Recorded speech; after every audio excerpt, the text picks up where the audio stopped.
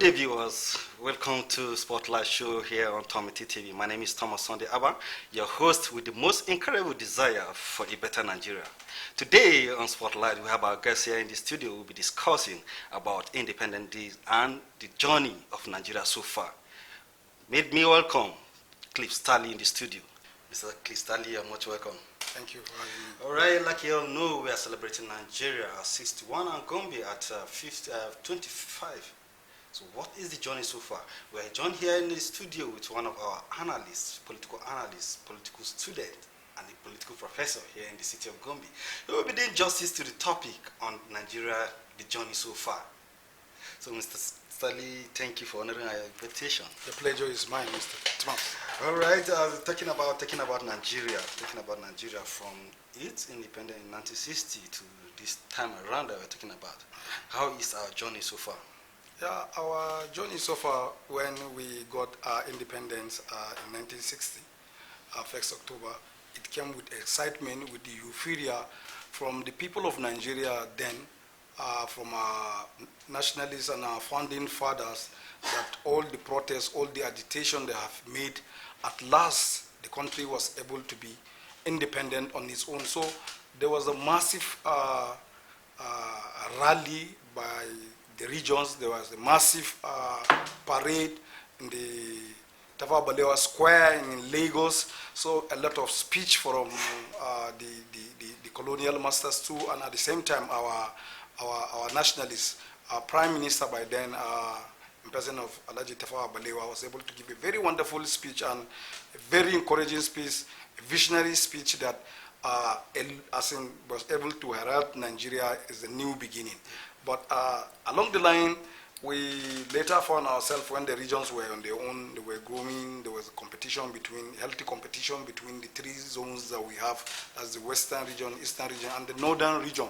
So from 1994 to 1995, we were beginning to have a lot of issue as regards to party politics in the region, more especially the one in South and in the Western region that we have, whereby there's a crisis in the region in regards to Akintola and Awolowo that culminated to a crisis whereby the state of emergency was created. But now on, even when we have the three regions as being beautiful, so as a result of some of these crises, we have a situation whereby Midwestern region was created in order to soften the opposition from the Western region. So a lot of that, you have a lot of acrimony, you have a lot of agitation by our politicians, because there's a lot of people that have this belief, some scholars and some political pundits, that Nigeria leaders at that time were not properly trained and they were not entrenched into a governance. So you find a situation whereby from that 1994, 1995,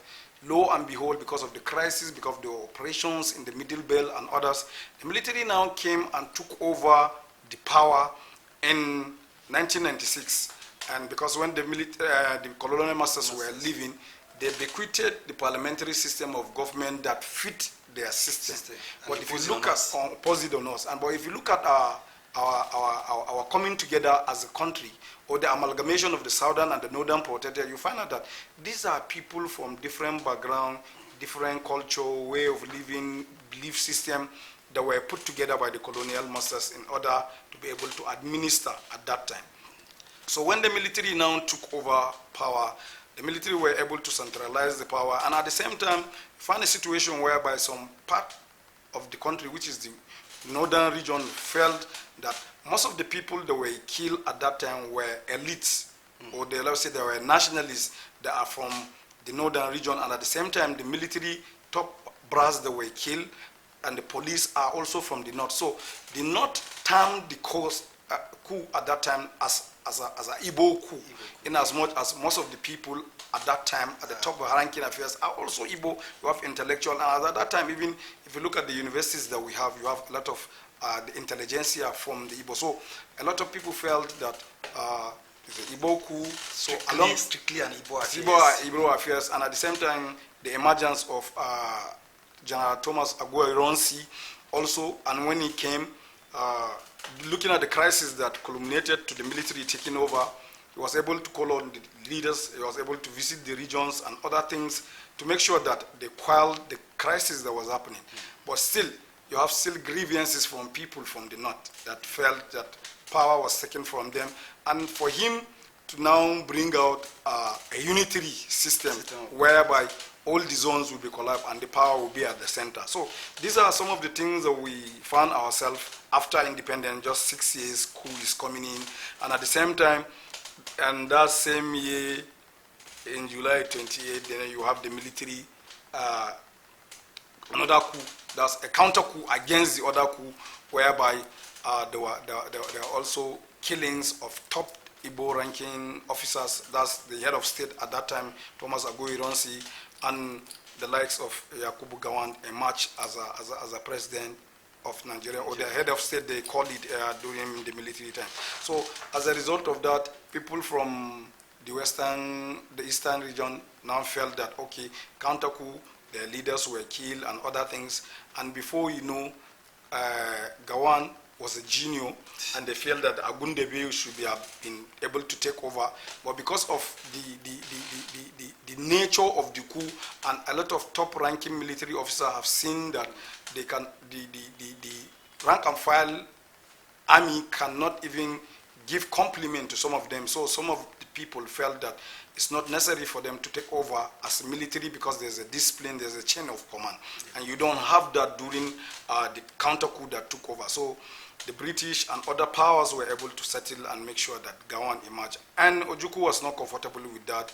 Lo and behold, hostility between Nigeria and the eastern region called some of their leaders, and before you know, in May 27, they were able to say that they are going to create, and they create the state of Biafra. And that's when we found ourselves almost 3 years in the civil war. All right, before we go further, I want to know, and not only maybe people viewing out there would like to know, as an analyst, what can you say about our amalgamation? Was that actually a mistake, the coming together of different people, different regions, with different culture, way of life, to be under one entity called Nigeria? Yeah, because when they discussed about the amalgamation, we were not there. Yeah, we were not consulted. Even when the scrabbling and petitioning of Africans were not there. It's the superpower at that time trying to conquer, and their conquest, and they were able to. So the Nigerians were not. But in 2014, when we had a discourse in the national conference that Goodluck formed, it has given a platform whereby there are several national conference that hold that Nigerians sat on their own.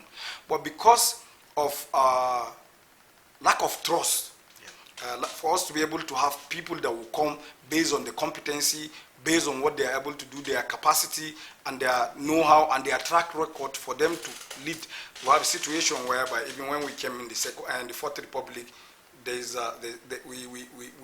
built the Fourth Republic on the basis on making sure that the Western region that were stopped from emerging as a president when Ibrahim Masiba Bangida conducted an election and MKO Abiola won, and they were able to annul the election. So when we came on the Fourth Republic, it was on a faulty ground in the sense that we've not even allowed the process to go on. So we felt that let us just give it to the west, to the western region, which is at that time southwest. So we have a situation whereby agreed that he was not given his mandate. We could have sit down and look at the country holistically. Okay, yeah, this is what has happened, but there was a gentleman agreement between the PDP that if the chairman is coming from, because it's not in our constitution, if the chairman is coming from the north, the president will come from the south. So because of what is happening, because the crisis in Nadeko, because of the hostility, Nigeria being a pariah state during Abacha,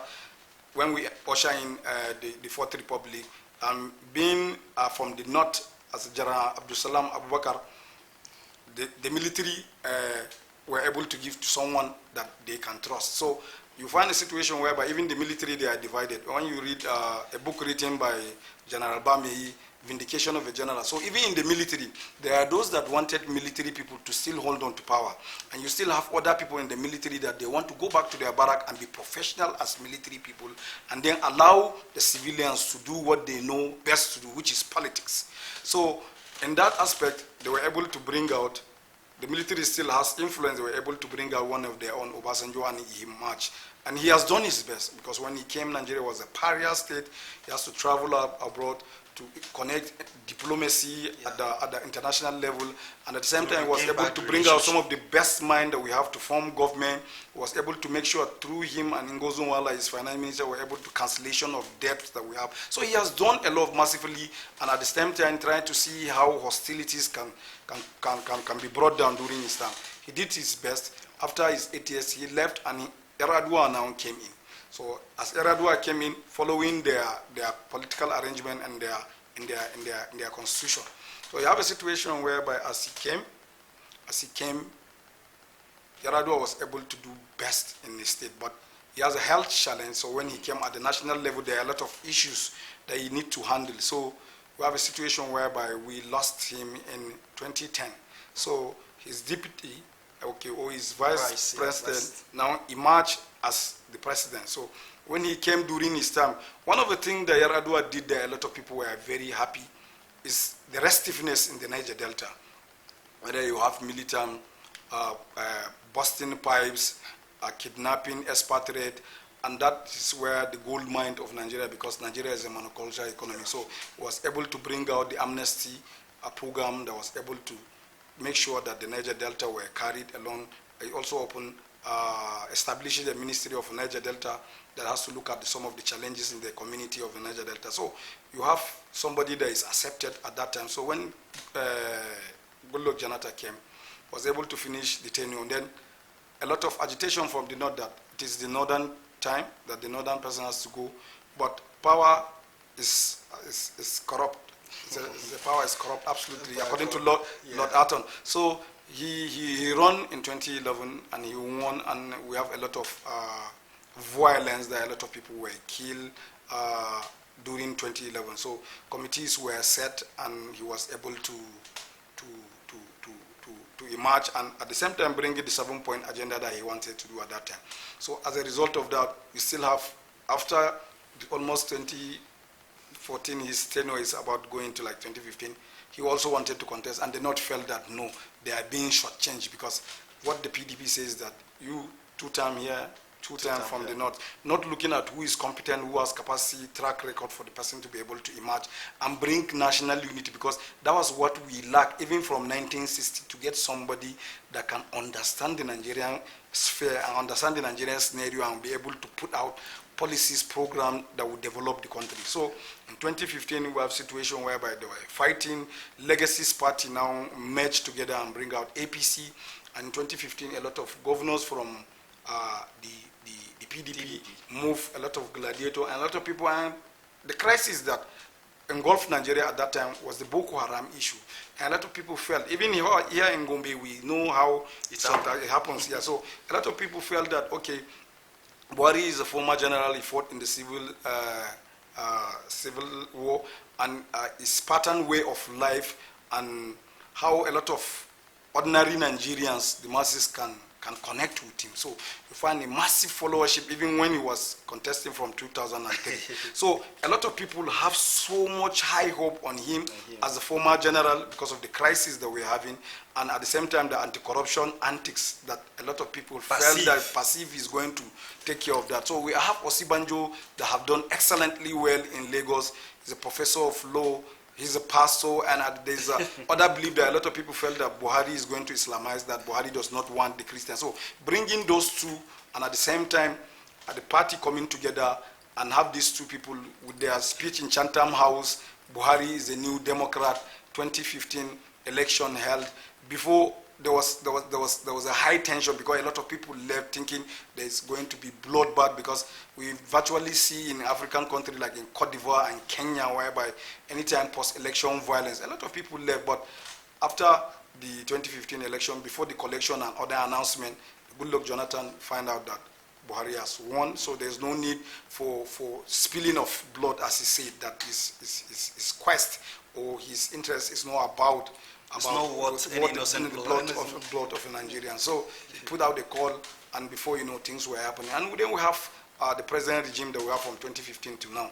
And a lot of things that they made mention that they want to stop when they come into power is that, okay, there's insecurity, the economy, and unemployment in the country. But even after they've emerged, they've gone into 2 recession, a lot of things that we thought it's going to be better. But the lives of a Nigerian from that period to now is in danger, because if you look at what is happening even in the northern Nigeria here, there's kidnapping, there's banditry, a lot of schools were being closed. What we only had during Goodluck Jonathan was just the Chibok girls issue that we have, but now we have we have Kankara, we have Bethel, we have even the NDA that we felt that there is a military center, probably Kaduna State that we know that has virtually everything. So it's not even safe for even top ranking officers. Killings are taking all over.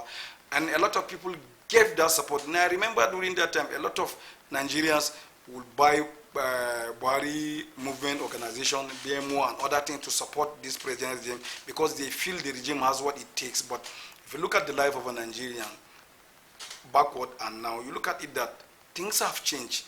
We've not been able to achieve what our founding fathers have seen. How is the life of a Nigerian now, even in the Fourth Republic? So these are some of the issues that when you start breaking down, so a lot of people will tell you that we have not achieved so far. But me, I felt politically. Before we go further, I would like to ask you a direct question, and I wanted to answer in just a short sentence. We are all Nigerians. We know how Nigeria was, and we know how Nigeria is at the present. Are we actually progressing, or we are retrogressing? What can you say about that? I can, yes, no. Yes, because of what we are seeing, that in independence to now, and I think in independence we only have, or let's say, 2 universities, let me talk about educationally, and some few government colleges. But now if you look at it, we have a lot of schools, we had a lot of states compared to what we have at that time. If you look at also our health system, we have probably before few healthcare centers, and we have some of the teaching hospital and others that we have. These are on the yes that I'm going to say. In terms of road and other things that we've seen development, we see roads, we see bridges, we've seen a lot of things that have taken place. But no, yeah, because our founding fathers, or some of the country we started together with, are now far ahead of us. That's why I'm going to say we've not achieved that. But in terms of infrastructure, yeah, we have some of the very good infrastructure. We have some of the good schools. Before independent, there were no private schools. There were not there were no private telecommunication and other things. Only telephone in the highbrow. But now even a mechanic can have a phone. So these are some of the basics that I cannot say no, we've not advanced. We've seen those one in times of growth. Economics will tell you there is not development in time of growth like we've seen it. But in terms of achieving what we expect to achieve as a country, no. Because the life of a Nigerian is not protected. Because in the first place, or in the social contract theory, the state comes in order to protect the life and property of the citizen. Have our government been able to do that? No. We have situations where virtually every day there is a killing in Nigeria. Yeah. Every day the schools are closed. Every day the schools are shut because of the kidnapping or bandit. Even as we are speaking, we are going to celebrate, we still have National Association of Resident Doctors on strike. So these are some of the things, as we are giving ultimatum to, they are going on strike. So if you look at some of those things, and when we look at some of the utterances from our political leaders, we're not going to shift power to South, we're not going to shift power to North. So these are some of the things, seeing some of our leaders coming and making some unguarded statement that as a statement they were not supposed to do some of these leaders. So these are some of the things that if you've seen, have you been able to achieve what we desire? Or at that 1st October 1960, when our founding father were saying that we've gotten independent, we're going to take care of ourselves, we're going to govern ourselves, and we're going to have Nigeria for Nigerians. So these are some of the things we have. You find a situation whereby this present Nigeria is divided along religious zone, along regional zone, along ethnic zone. So these are things that we need to put together. I think Nigeria needs a referendum for us to sit down and decide either we want to be together or not, so that things can be able to go on smoothly. All right, thank you very much, Mr. Cliff Stanley. We're actually enjoying your discussion. You're doing justice to what we have on ground. But as somebody that knows the terrain of Nigeria, or somebody that knows the political atmosphere of Nigeria, what do you suggest would be the way forward for a better Nigeria? What I suggest is for our ally to sit down. I love anytime I listen to the vice president, anytime he's making comment, talk about the ally to be able to come and sit down and look at the way things are. Is somebody I highly respect because of his statement, because on how he tried to see that the leaders should be able to be very careful with some of their statements on things they are doing. you don't, any country that you see that have developed, there must be an allied consensus. The allies has to sit down and look at it. And I'm very sure some of our elite have started looking at it, because if the National Assembly can still tell the president that they should designate bandit as a terrorist, so that means they are beginning to understand the level at which the banditry is taking over almost in the entire country. So these are things that allies should sit down and come to the understanding, how do we take care of this? Because if they have not taken care of this, it is also going to affect them.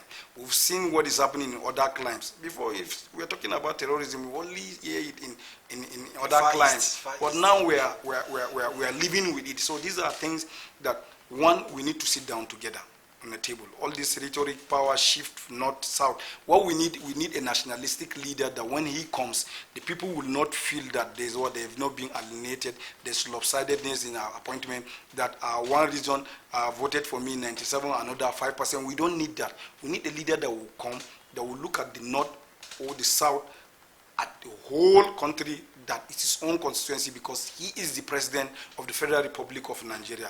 Not somebody that will come. Okay, the North fell at that time. A lot of our leaders make derogatory statement that the government of the day is killing people from the North. And we have our own from the North now, and we have the life of Nigerians, even at the South, are on the detrimental because of the agitation you have in self-determination in the Southwest. And the Southeast, we were seeing what IPOP and then unknown gunmen are doing, killing. And former Minister of Nigeria, Ngozi Konjo-Iweala, during her time, we've seen how her parents were kidnapping. Dora Akunyeli, we also see how recently her husband was killed. You find out that even those that are power, they are not, they are so scared, they are not safe. If an AVM can be kidnapped in Lagos. So these are some of the things that if you look at it now and try to get back the documentaries, because 3 days ago I was watching the documentary from 1960 on how things were going on, and some of the writing, and how other people that have went to school on scholarship and other things, the system was good even before you finish school. You have a lot of company coming. When you go to Kano, Lagos, and others, there are a lot of industry. But you don't see them now. There are empty shelves when you go to all those places in Kaduna and Lagos. So what we need a leader that will come, that Nigerian elite, we need to sit down and be able to get somebody that will take care of some of these crises that we're having. But I pray for any leader that is going to emerge in 2020. He has a lot of things to do, because we are seriously divided. I've never seen Nigeria divide along ethnic, religion, and regional as we are seeing it now. So we needed somebody that will come, that all the region will be comfortable, that this person had what it takes and can treat virtually every of the regions, geopolitical regions, equal as the president, because you need to get to thought of the votes from the whole constituency for you to emerge president. So we don't need somebody that will feel that he's from this zone and only people from his zone that he's going to be with. All right, thank you very much, Mr. Cliff Stanley. Before we go further, I think there is a need for us as young people, we need to at least discuss this. With the signing of the bill of Mr. President Muhammadu Buhari regards to not too young to rule, what was the place of the youth in his regime? Yeah, one step at a time, we're happy that he was able to sign it. And if you look at the voting population, you have majority of the youth that are the voting age that needs to understand that the decisions and the policies and programs decide on how they maximize. Why not too young as giving the youth awareness is that the age barriers that they've put in some of the bills in the constitution for any young person to contest were some of the agitation at that time. So when it is signed now, you still need money, you still need enlightenment. So with social media and at the same time for us engaging into a politics, what I don't love more about young people, we only bring out our issue on the platform. We don't even engage people in the rural area. We don't even engage ourselves in party politics. Okay, if you are a young person, if you are interested in APC, can you join APC from your ward? Yeah, if you are be a card-carrying member that when stakeholders are speaking, you can come out and speak. When they are doing Congress, can you go? you'll be able to engage your community leader, engage your members House of Assembly, your councillors, your member House of Reps and Senator. This is how you engage them. You don't fold your hand, you don't engage into the party politics and we want to make a difference. No, it is when you go there, then you bring out the change. And I've seen a lot of, in 2019, when a lot of contests, you see a lot of young people that came in other various political party and they're not too young to run, and Yaga Africa was able to sensitize some of those people and we're able to do what we've done at that time to make sure that they pass the bill. All right, thank you very much in regards to that. Coming back to our lovely city here, Gombe State, Governor Inuaya have been doing massively well in some aspects, but that is on my personal view, but I want to hear, and probably we need to hear some things from you. How will you analyze the journey of Gombe State so far? Yeah, for Gombe, I think it is also a euphoria because of the contest at that time for state creation, and so notable people from Gombe here was able to do their homework and the state were created. I know places like Katagum were also at that time were also jostling to get a state on their own, but Gombe was the one in the northeastern part of this country that was given a state. And massively a lot of development have taken place, because if you look at it from the sole administrators that came to stabilize the state and the coming of the Fourth Republic, because Gombe was created in less than 3 years, we found ourselves in the Fourth Republic. And the first governor that emerged, it as much as he has not emerged from the party at the center, which is PDP, it's from AMPP. Alaji Ashidu is somebody that served at the national level as a minister, was able to meet with virtually Nigerians at the national level. So there's an exposure, there's a plethora of ideas that he has shared with other people. So it's going to be easier when he comes and this is his state, if he can work with a Nigerian from virtually or focus on life at the national level. So when he came, most of the states at that time that got their civilian governor, so some of them were building block, or the foundations that they had, some of the projects they've put in on the ground. So after 2003, Goje, Governor Danjuma Goje, then a minister in the power, so also came in and won in the state. Then you have a national party at then.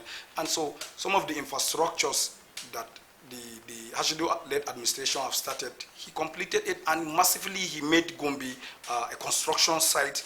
We've seen the airport, we've seen roads, we've seen a lot of development that a lot of people cannot fathom as a state coming up that was created in 1996. And after, when he was also leaving, you also have one of the technocrat that we have that is on the state that works with Hashidu also. So you can see how the transition from this, he has at the national level being the accountant general. Also at that level, you are being exposed to the governance, and he's been a technocrat from the state and also went to the national level. So it became very easy when he emerged in 2007 as a governor, did massively also open up the state for businesses, created some of the innovations in the state, at the same time e-payments and other things that he has did at the national also. And after the also 8 years, you also have politics has dynamics, because they were able to apart from Hashidu that have been at the opposition, so the PDP have always been at the mainstream. So you find that Gombe has been in PDP. So that national attention and anything they want to do is there. You can go on to the national level. So in 2018, we've seen how the dynamic has changed from the internal party politics of the state, whereby there were a wrong movement from the party, and some other party are not comfortable the way the primaries went, and some of them went, and we have that emerged as the governor of the state. Yeah, absolutely, as you say, in terms of development, is creating a lot of massive infrastructure that is coming as a result of him coming. And at the same time, you have the attention of the center, because Gombe has always had the attention of the center, because he's from also APC. And he also worked, you can see how we made mention of transition, he has worked also with Senator Danjuma Goje when he was the governor. So you can find that this is cycles of leaders that have worked in one way or the other. A lot of things have progressed in the state that you see also have a lot of people having different view in regards to his policy. In terms of governance, he has been following, because most of the governors in this state have had a benchmark that if you cannot beat up or meet up to that benchmark, everybody in the state can just classify you as a failure. Because the state was open up, it's massive, we have state institutions, we have, because of the relatively peace that we have even during the crisis, most of the head offices of some of these institutions now came in, so there were a lot of build-up, even in places like Tumfrey here, back of around FC axis, back, you can see how Gombe have been able to open up, because I used to pass here, and if I'm going to school in Yola Jana Mutala Mohamekule. So I know how Gombe was and presently how Gombe is compared, and I had the privilege of going to almost all the states that were created with Gombe except Bayelsa. So you can see the massive development, but you still have a lot of people that are saying that they've not seen some of the continuity in the program that the former administration, because every administration that is coming, it has its own goal. So the governor need to do more in terms of human development, because in terms of construction, I agree they've done massively, but you need to do in human development whereby a lot of people have to be developed, a lot of massive in the health sector, and at the same time in the workforce, and at the same time in the internally generated revenue. So these are some of the things that I need that Gombe need to open up for industry. There are a lot of opportunity that the state need to tap for it to get greater. Thank you very much. You just say something about comparing the present administration with that of the previous one. We're just giving a trajectory of from the way it is created. Personally, I feel the reaction of people is out there is actually showcasing that people are comparing the 2 years of Governor Inua with the 8 years of the previous administration. I think it's too early for us to start laying that foundation for such comparison. But what I'm trying to say now, Governor Inua is in his second year, so to say. So campaign is around the corner. Do you think he has done well that is worth going back for the seat? No, that's not for me to decide, because my own is I'm just a political analyst and I can analyze what is happening. Based on his antecedents so far, do you think? Based on antecedents, he's a governor. And in politics, 2 years is a big for you to make a different narrative. There are a lot of people that are angry because of what transpired. Lady I wrote, it also came out on Punch, that the governor need to carry the people along. Just the way we find the present administration at the national level, that a lot of people felt they are being marginalized. So the governor has to do massively in developing the people, because infrastructure, you have so many, and there are so many areas that need infrastructure. Because if you look at even Tumfrey here, in as much I agree that because of the people that are here, taxes, because of the businesses that you have, places like Tumfrey also need road development, if you look at it carefully. And at the same time, people, there's a difference between governance and politics. A lot of people will look at, in terms of governance, yes, he's creating road, opening up, putting up internally generated review, trying to see how the state can be secure. Fine on that. But in terms of politics, you have a situation whereby there's a crisis even in their party. Some of the stalwarts in his own party have started moving that they were with him before he became governor. And then you have a lot of people that also decamping because probably they have not been carried along. So these are some of the things we are going to see. Some people moving from APC, some people move from PDP. So some people don't understand that there's a difference between governance and politics. We've seen what happened with Ambode in Lagos. In terms of governance, he was doing virtually very well. Was opening up infrastructure, was developing his people, reaching out to other areas that have not have infrastructure. But in terms of politics, you've had a situation whereby him and his politically godfather, Asuwaji Tinubu, they were not on the blame. That he also mentioned it categorically that in terms of governance, yes, he's doing good, but politically, he's not with the people. It's the people of Gombe that are going to decide who becomes the governor after 2023. But what I wanted the governor to do is try to see how he can bring out the people that he has worked with, that makes him to emerge. Because politics, there's no permanent friend, no permanent enemy, it's permanent interest. But there are places that he needs to reach out for him to be able to have a state in a situation whereby some of the videos that go around, I don't know whether it's true or not, that governor, Senator, if you governor, these are utterances that you can't make, because I agree, even in places like UOB, where they have Senate President number 3, governors are the most powerful bloc. But I see a situation whereby, by the time some of these things are being hit, supporters of politicians can be very crazy at times, because some of these statements, before you know, they will overblown it. That will also affect you when it comes to proper politics. But the main gladiator politicians, they can go to Abuja and sit down and relate.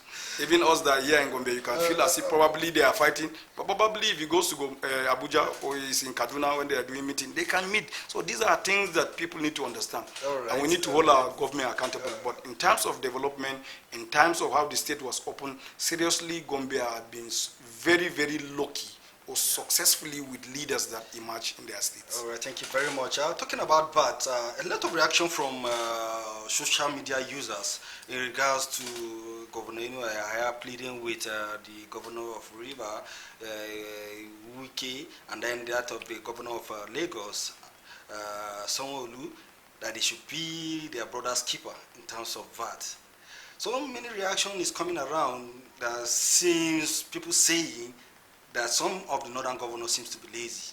What do you think about that? Yeah, I don't want to use the word lazy, yeah. But I just want to use the word that they are not looking inwardly to develop their state. There is no state in this country that does not have minerals that when it utilizes it, or the comparative advantage that it has more than the other states. So, but because of the governors, at the end of a month, they go to Abuja, fact meeting, allocation, and they send it back. Gombe is a gold mine that if it's going to sit down and bring out some of the best mine that they're going to look at. Look at the coal in, what do they call it, around the Akko. Yes. Look at the Meganga. Look at the market in Kodong. Look at tomato market. Look at the greens that are coming from here. Look at the Tudunati that even the vice president came. Look at the other sector that they can harness as a state, probably the motorcycle, the commercial vehicle, and other places. What about even developing a hope in the state? And recently, there's somebody that I really love so much that is taking the digital economy to the next level, even though we have the minister from this state is the Minister of Communication and Digital Economy, Amit Magian. He has a boot camp now whereby software, blockchain are being trained for the. These are future aspects or hubs that will be created. There are a lot of money will come out of these things. But because at the end of it, we find a situation whereby Niger Delta will always give us fuel and we'll go to Abuja and collect this money. This is why some of these things. But if you can sit down inwardly, we'll begin to see comparative advantage that we're going to have. Okay. Imagine if not because of the crisis that we're having, Benue, Nasara, and others that Taraba, farm. If we can farm, in the south you can sell. We look at how Lagos and Kebbi, that Lagos and Kebbi in